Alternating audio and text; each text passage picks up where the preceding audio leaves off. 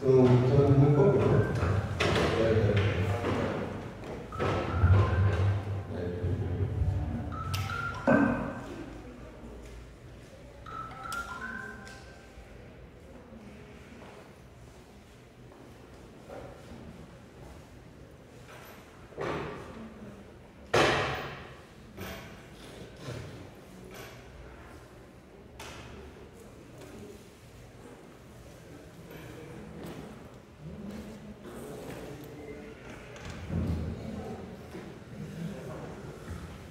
Bien, vamos a conversar ahora sobre algo interesante. Cuestiones de prestar atención nada más media horita, quizás un poquito más, o de repente un poquito menos, para poder conocer qué cosa es lo que es la asfixia fetal. ¿Ustedes saben qué cosa es la asfixia fetal?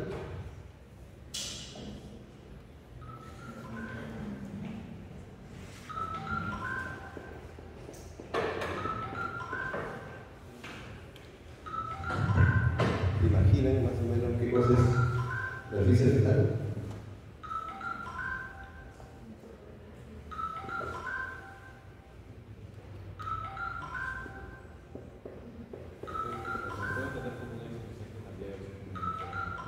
Está bien, digo.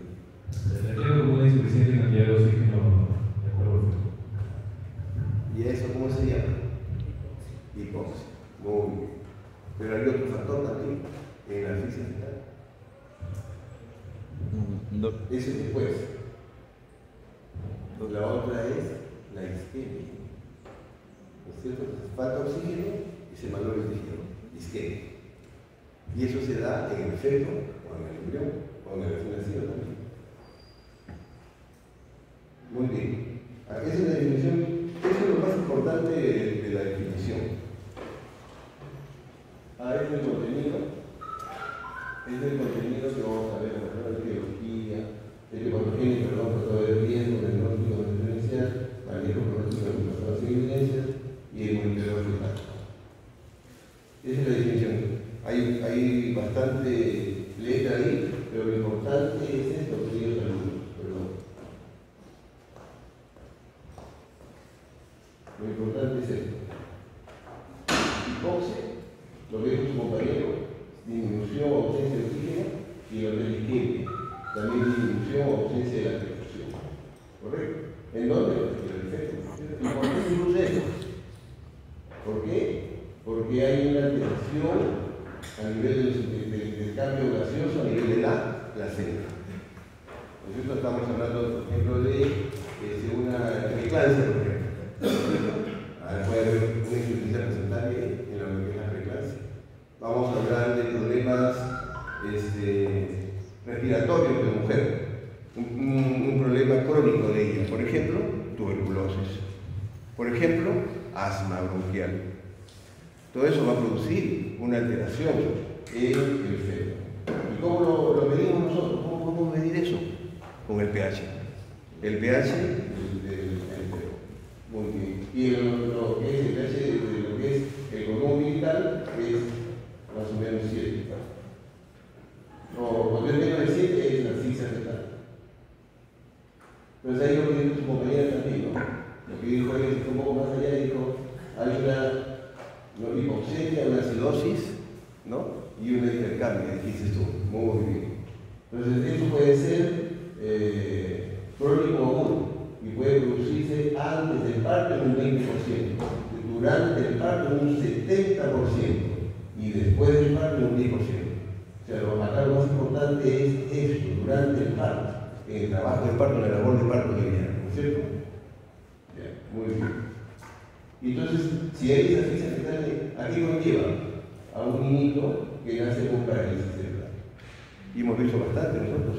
En la calle también llevan a sus mamás, la mamá lleva a sus hijos en las ruedas, ¿no? Con unas expresiones bien llamativas, ¿no? Que nos hacen pensar qué cosa ha pasado ahí. Eso es lo que ha pasado, ¿no? Una parálisis cerebral. Entonces, ¿cómo es la hemopatogénica? Es algo muy sencillo. Esta es la mamá, la placenta y el bebé. ¿No es cierto? La mamá, como hemos dicho anteriormente, ¿qué problemas puede tener? Una enfermedad crónica, el uso de drogas,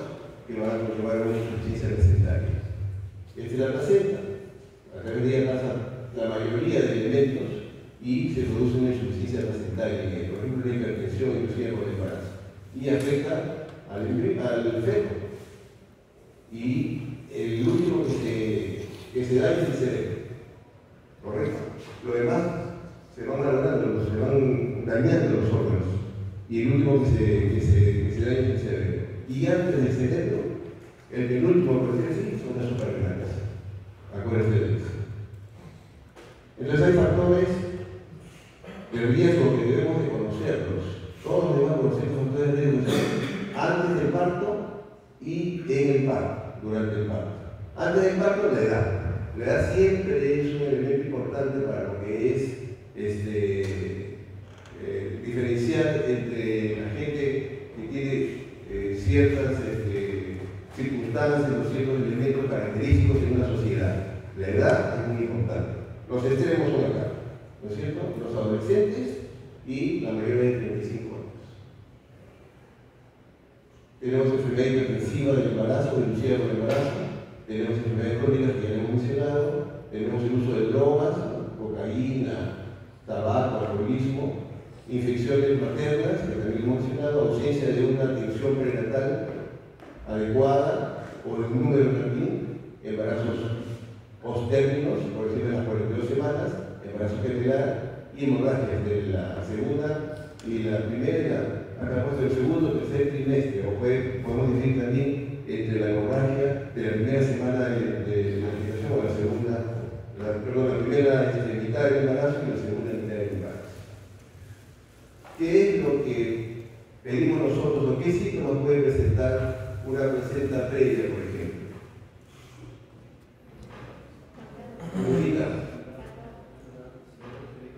¿Me escuchó la pregunta?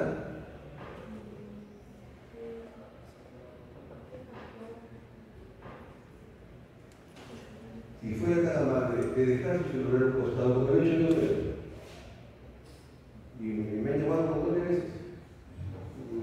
Yo tengo también una carga administrativa que cumplir, pero ahorita estoy dejando clase con ustedes. ¿Está bien? Si no queremos estar acá, las puertas están abiertas. Solamente le pido media hora a 45 minutos. ¿Está bien? Gracias. Y el inicio de parto, cuando se rompen las membranas, antes del trabajo de parto, ¿no es cierto?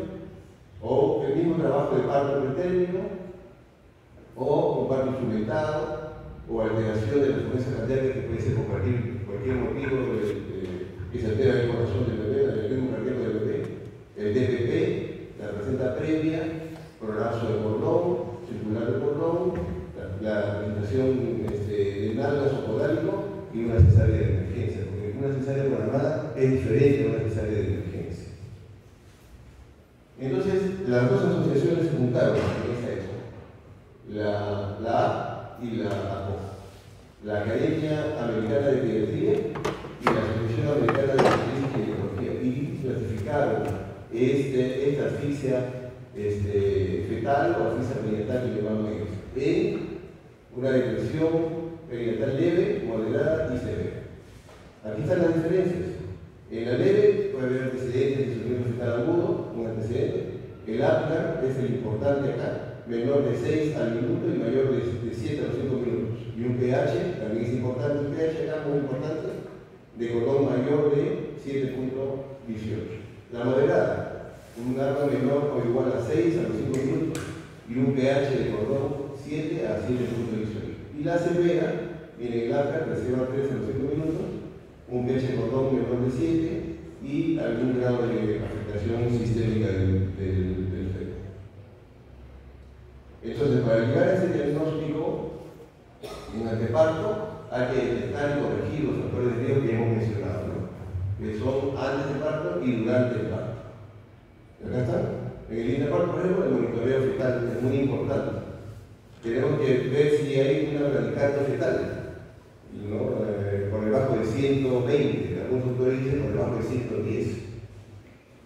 Y también hacemos uso del microecógrafo para poder hacer un perfil biofísico, y si está alterado tenemos que tomar acción inmediatamente.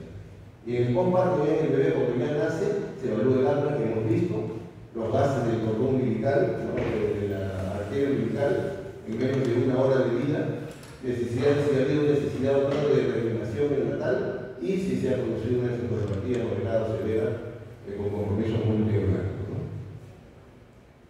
Entonces, ese es el mensaje importante de ello, ¿no? En cualquier momento que se genere esta crisis fetal, que la podamos detectar, es crucial detectarla para revertir o aminorar los efectos deleterios del tejido del feto o del recién nacido. Esa es un poco la decisión de nosotros, quienes contestan, ¿no? Ya lo saco el rico del útero de la madre o lo dejo para que madure. Porque esa crisis fetal generalmente se da a veces a las 28, 30, 38 semanas. ¿El pulmón está maduro ese bebé? No. ¿A qué edad gestacional ya podemos decir, ya puede sacar? 34 semanas. Muy bien. ¿No es cierto? Pero bueno, ya está. Pero a veces esta disyuntiva nos ofrece a nosotros en edades gestacionales muy tempranas. Entonces, ese bebé se va a morir si yo hago que salga el bebé que nace, ¿no? Pero a veces ocurre que lo dejo para que madure y se me muere dentro del bebé. Entonces, es muy importante esta situación. Entonces, tanto la A como la A dijeron en cuanto a lo que es el manejo pronóstico, detectar o prevenir de forma anticipada la ecografía fetal en una gestante y decidir el momento y lugar preciso a culminar la gestación, como le acabamos de decir, como le acabamos de hablar, ¿cierto? Y eso está escrito, pero no es tan sencillo. No es tan sencillo hacer eso. Y en la analogía, realizar la atención inmediata del recién nacido mediante la aplicación de los protocolos de terminación fetal. Esta es una hoja de investigación basada en evidencias en cuales los autores de ella pusieron esta pregunta, se hicieron esta pregunta. ¿Cuándo terminar un embarazo? En estas circunstancias que estamos conversando, ¿no? Entonces, llegaron a la siguiente conclusión. Cuando es placenta previa, hay que agarrar las 36 semanas. Cuando es placenta previa con sospecha de acretismo, 34 semanas ya deben terminar el embarazo. Cuando hay antecedente de cesárea clásica, una cesárea clásica es corporal, 36 semanas. Cuando hay antecedente de miorectomía, o sea, la mujer ha sido sometida a una miorectomía 1 año o 2 años antes, entonces hay que operarla a las 37 semanas, por el riesgo de ser la ruptura uterina. Cuando hay una restricción, que también trabajaron a estos pacientes, una restricción del crecimiento fetal cuando es un solo bebé, 38 semanas. Cuando es doble, 32 a 34 semanas. Cuando es más múltiple, ¿no? Monoamniótico o diamniótico, 34 semanas a 37. Cuando hay disminución del líquido amniótico, 36 semanas debe estar fuera del útero. Eso es un trabajo de investigación que uno lo puede resultar, ¿cierto? Este de acá es para ver cuando hay una hipertensión crónica. Miren ustedes, la hipertensión creo que está en inglés, aquí yo he traducido para que lo puedan comprender, o si saben inglés yo creo que sí, lo pueden entender mejor. Miren, entre 38 y 39 semanas, la única que es 36 es cuando hay un difícil control de la presión arterial. Y cuando es diabética la mujer, también. Todo lo que dice diabética, pregestacional controlada, no controlada, gestacional pobremente controlada, gestacional bien controlada y gestacional no controlada, dan un plazo de 37 a 39 semanas. Bien, acá vamos a entrar a lo que es el monitoreo fetal. Esta es una situación bien interesante, bien bonita, que hay que entenderla para poderla comprender. Bien. Este monitoreo fetal es en forma general. ¿Ya? ¿Qué cosa es? El valor de un trazado cardiográfico. Hay un aparato que ustedes seguramente han visto, que es el cardiógrafo. Traza la frecuencia cardíaca fetal en relación a las contracciones uterinas. ¿Ya? Ese es el trazado que llamamos nosotros. Entonces, pero tiene que seguir los siguientes aspectos. Tiene que haber contracciones uterinas. Y esa contracción uterina nosotros la podemos conseguir antes del parto. Cuando tiene, por ejemplo, 40 semanas o 39, vamos a decir 40, y no nace el bebé. Entonces le hacemos una simulación de las condiciones clínicas mediante un test estresante, ¿no es cierto? Ahí lo vamos a ver. Ahí también vamos a tener que evaluar la frecuencia cardíaca fetal, sobre todo en la línea de base, la variabilidad. Cuando no hay variabilidad, queridos alumnos y alumnas, es así, como esto, recto. No hay variabilidad, eso es malo para el bebé. No hay variabilidad, ¿no es cierto? La variabilidad es cuando ocurre así. Es un trazado así, no es recto. Ahí está una variabilidad. Y eso se relaciona con la línea de base. Presentaciones de aceleraciones, de desaceleraciones y los cambios de la tendencia del patrón de la frecuencia cardíaca fetal a lo largo del tiempo, ¿no? Ahí están las contracciones. Ya tenemos que conocer también cuánto es lo normal. 5 contracciones en 10 minutos, promedio 30 minutos. Y la taquicistolia es mayor de 5 contracciones en 10 minutos. Entonces se llama taquicistolia. Y la línea de base, ¿no?, es identificable al menos en 2 minutos, excluyendo las aceleraciones y las aceleraciones. Y acá, como hemos mencionado en el inicio, es de 120 a 160 lo normal, o valores normales, pero hay unos autores que dicen que es entre 110 y 180. Ya, aquí está cada una de ellas. Miren, la variabilidad. Es lo que hemos dicho, la variabilidad que no es una línea recta, sino que se mueve, sube y baja, pequeñas o más grandes. De acuerdo a eso, se va a clasificar como ausente cuando es una línea recta, o una línea continua, como dice la. Cuando hay es mínima, cuando la amplitud, esa amplitud que le estoy mencionando, es menor a 5 latidos por minuto. Es moderada cuando esa amplitud es entre 5 a 25 latidos por minuto. Y es muy marcada cuando la amplitud es mayor de 25 latidos por minuto. Eso es la velocidad. La aceleración es el aumento de la frecuencia cardíaca de la línea de base. Acá dice más de 15 latidos por minuto en 15 segundos. Pero cuando la gestación es de 32 para abajo, o menos de 32, no es 15, sino es 10 latidos por 10 segundos.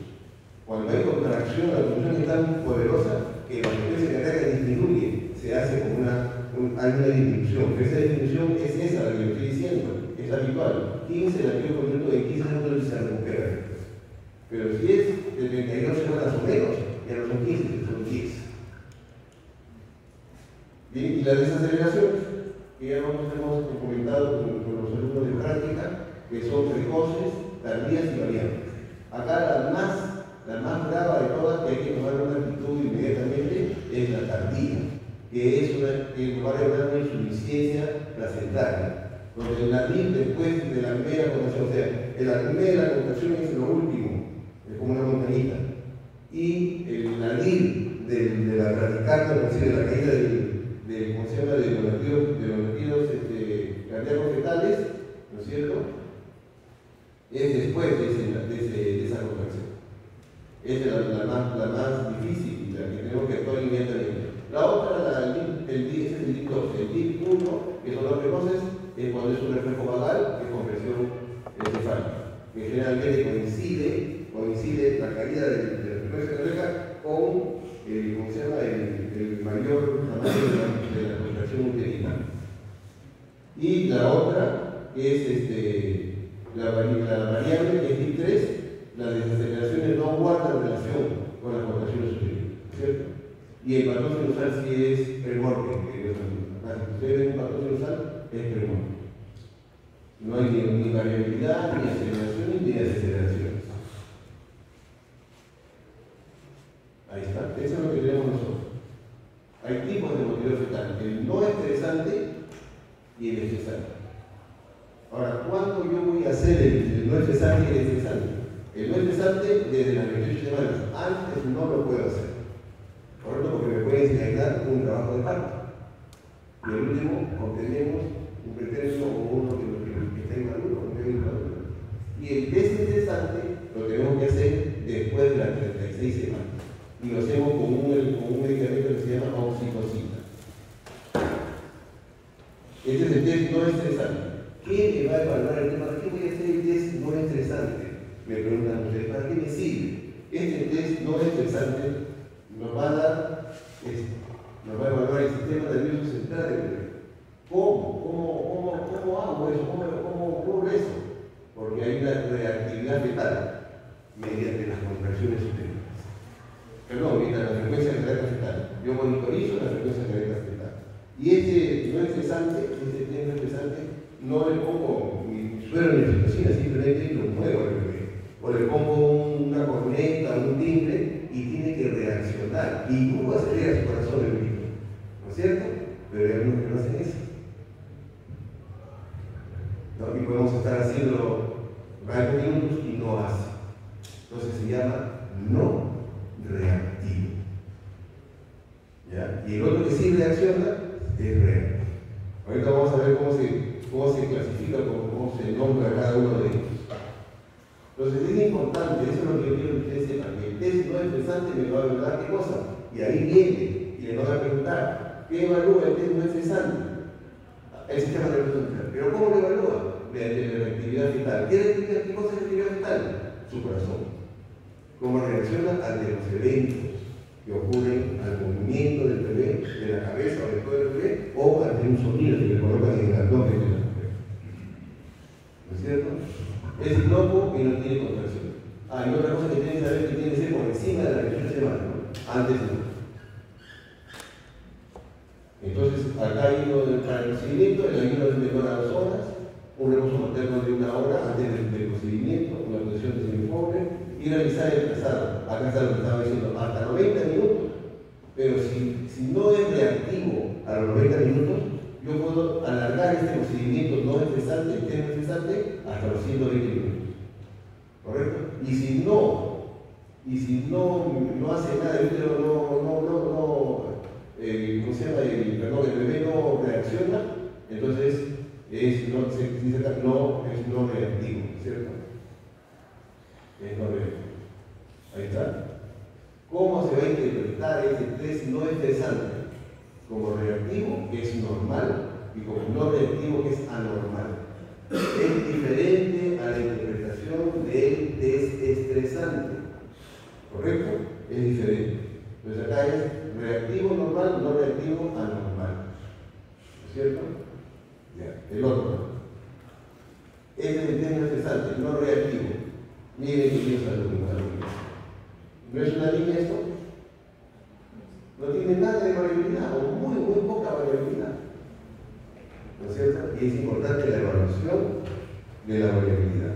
Este es no reactivo, y ahí le están moviendo, le están poniendo el timbre que le ponen a veces es fuerte y no reacciona el bebé.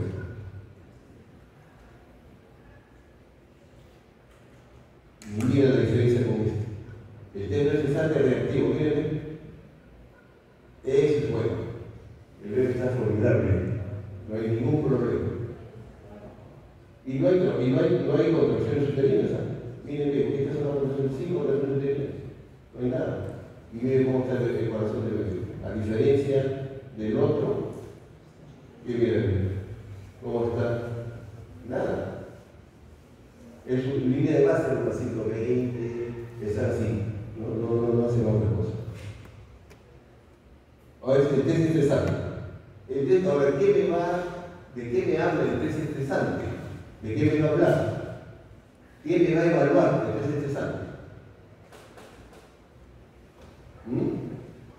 Ahí lo tiene.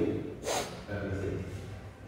Me evalúa la placenta, me evalúa la reserva placental de oxígeno que tiene esa placenta. Eso me evalúa el test estresante. Muy bien. Por eso se indica cuando es un test de insuficiencia placentaria. Miren las contraindicaciones que tiene este test estresante. A ver, ¿cuáles son? Voy a bloquearle oxitocina a una paciente que tenga placenta previa. No, está contraindicado porque va a sangrar. No puedo hacerlo. Cuando hay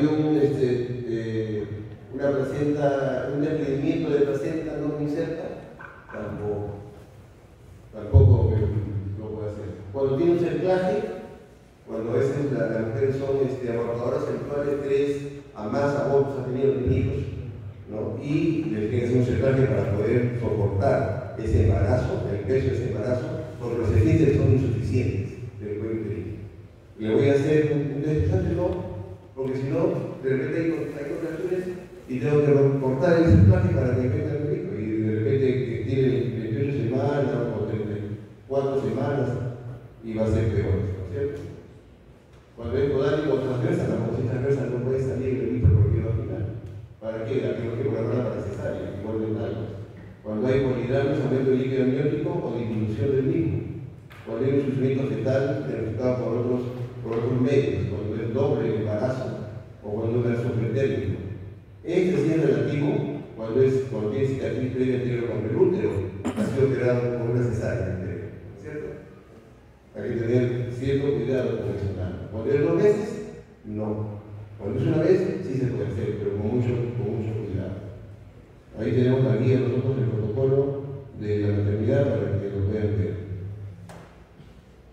¿Y cuáles son sus desventajas? Que puede producir una hipertonía, una hipersistolia, puede producir convulsiones incluso en la mujer, y el riesgo de desencadenar el sufrimiento fetal en un feno con escasa reserva placentaria. ¿Cuál es el procedimiento? Generalmente antes del test estresante se hace un test no estresante, obtener como mínimo 10 contracciones útiles satisfactorias, se llama eso, como visto. Si no se ha obtenido contracciones hasta 30.000 unidades de oxitocina por 15 minutos, se considera insatisfecho. Y se para ahí hasta que después de 6 horas se puede hacer otro test estresante. Ahí está. Esa es la forma como vamos a interpretar. Cuando dice test estresante positivo, a veces uno se confunde, positivo es bueno, ¿no? No. Acá es positivo porque sí, positivo porque está la patología ahí, que está haciendo el sufrimiento de la fisa fetal. Por eso dice que es positivo, que son desaceleraciones tardías, son las TIF2, que hemos mencionado anteriormente, en más del 50% del trazado. Esa es la normal. Y el negativo, en donde no hay esa patología que está concentrada el problema, es ausencia de desaceleraciones tardías o variables significativas, eso es normal. Sospechoso cuando las desaceleraciones tardías son menos del 50% del trazado. Y si lo contrario, como acabamos de decir, no se consiguen contracciones adecuadas. Este es un test estresante negativo. Si es negativo, es normal. Es estresante, estamos hablando, ¿cierto? Miren, ese corazón está macanudo acá. No hay ninguna caída, no hay nada que está con contracciones uterinas en la labor de parto. El mío hace la roja. ¿Sí? La roja, que continúa para acá, pero no hay empujado todo. Está haciendo la frecuencia cardíaca de la. Miren ese test estresante positivo. Más del 50% de desaceleraciones patológicas. Miren la caída, ese es el corazón del bebé. Miren cómo cae. Cae. Más del 50% en el trazado. Y las contracciones son indiferentes. Y sigue cayendo. Eso sí, inmediatamente hay que evaluarla para la posibilidad de hacer una cesárea. Y por último, son los valores del test de Fischer.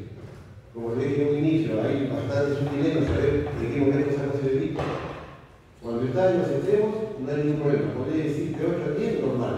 Cuando es menos de 4, inmediatamente sacarlo aquí. ¿No es cierto? Aquí está el problema. Entre 5 a 7 la situación, es el dudoso. Y le decimos, déjalo 6 horas descansar y le hacemos otro test estresante.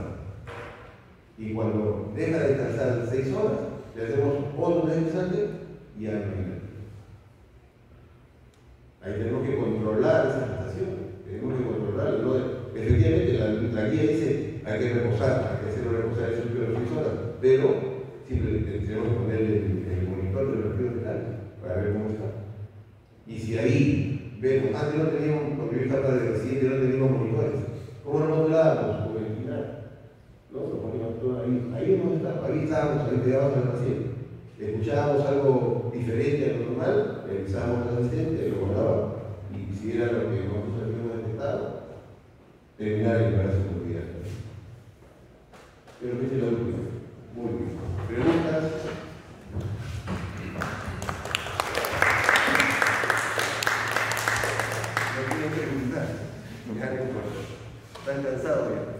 No de almorzada todavía. No. Permiso, provecho. Gracias.